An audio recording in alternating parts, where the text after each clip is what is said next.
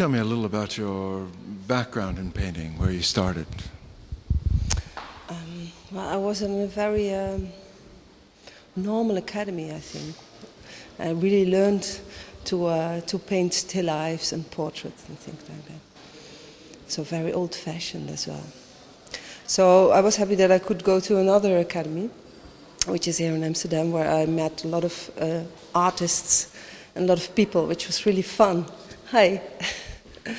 And that was great. I mean, at first there was this, this kind of education which was very basic, and I was very young. I was like 17 when I went to the academy.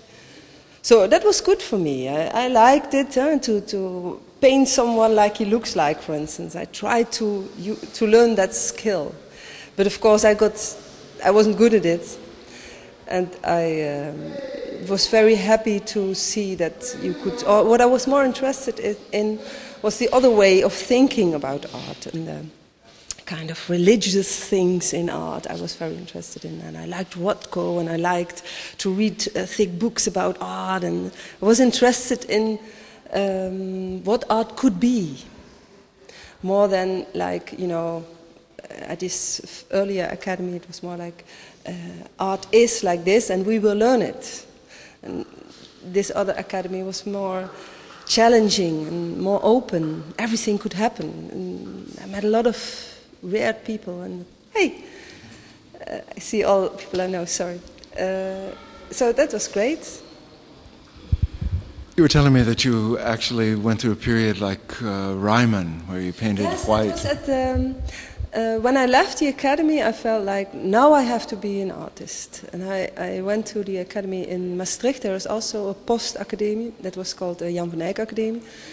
And I really had this feeling, now I have to be a great artist. And I made only white paintings for 1 year. And I was very much into this being important, and I had this kind of philosophy about it, and I could very good explain what I was doing, and it was very heavy.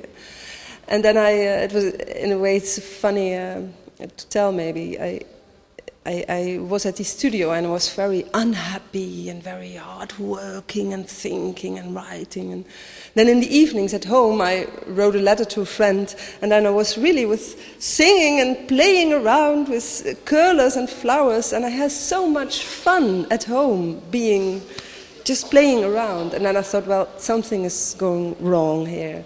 This playing around should become part of my work. It shouldn't be only at home that I have fun. So I allowed myself to have fun. And of course that's still something which is difficult for me, because I don't only want to have fun, but no, it's not true. I want to have fun when I paint. I like it to have... It's also, well, this change I made, this very big switch from minimalistic work to very decorative things, is still a thing in my work. I try to, like decorative elements, I try to give them a place in my work. And I still, deep in my heart, I have the feeling I have to defend that. And I think when I stop defending it, that will bring me even further. So that's where I'm working at now. And that's why I also, for instance, use elements of, how should I say, from photographs or slides I have from Baroque interiors, which are very decorative. I like it to use them, to use them as a starting point. Something you shouldn't use as a starting point, to use it as a starting point. Maybe if you choose a photo of a child in a war situation, that's a good starting point. But I start very, you should say, on a visual level. Like this is a nice. This is a nice photograph, or this is a nice space to be in, or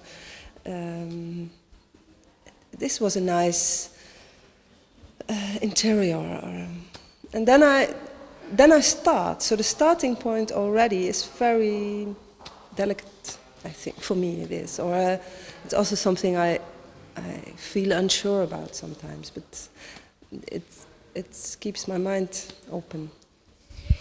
You were telling me earlier when we were talking that you're concerned somehow with the surface of things. Mm-hmm. Well, I like it so much. Painting, it's flat. I wouldn't invent it, by the way. I think it's so good. The first person who made painting did such a good invention. You have this flat surface, and then you make one little stroke on it with a line, or you make one line on it, or you make one spot on it, and it becomes. It has a dimension. You have to think: is this real, or is this just a spot of paint? This interests me so much. I mean, all this is very flat. The surface is flat. That's also why I choose a very thin frame, as flat as possible.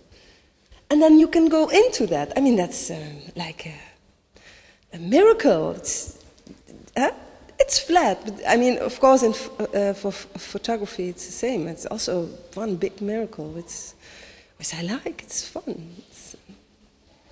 You told me you've actually experimented with other forms of other mediums, like photography and video. Yes, and it's like if I want to make a big photograph of something, it's for me very strange because things go so fast.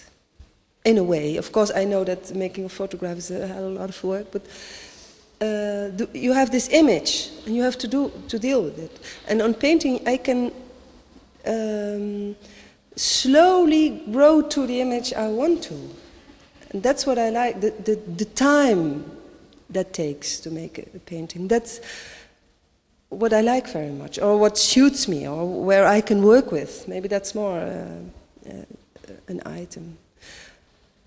I envy people who make beautiful videos, and I envy people who make beautiful photographs, because I always think it's easier, which probably is wrong, but I really tried, but it's not my tempo. I need the tempo of the painting.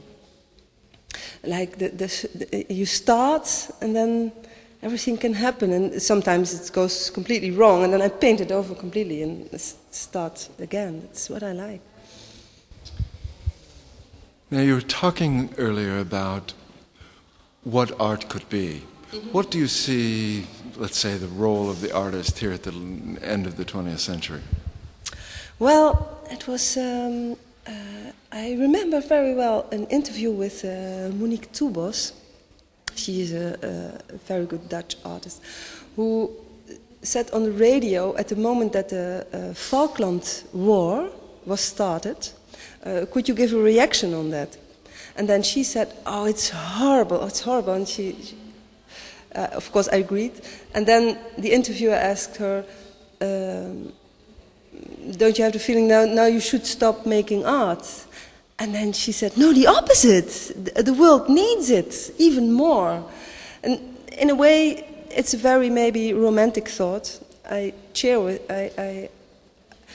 it's like a kind of positive energy that's coming from the art, which I like.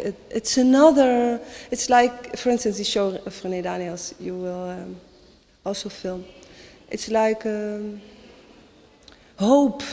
It's a romantic thought, and maybe it's not true, but I want to believe in it. I want to give possibilities. I want to give places to be. I want to share my thoughts, or share my fun, or my thinking, my visual thinking. And my visual thinking and playing around is on a higher level than my talking. But that's why I explore it, or that's why I want to search for it. And I'm not sure where it will lead to, but it interests me all the time. And I think, and I feel that other people are in the same kind of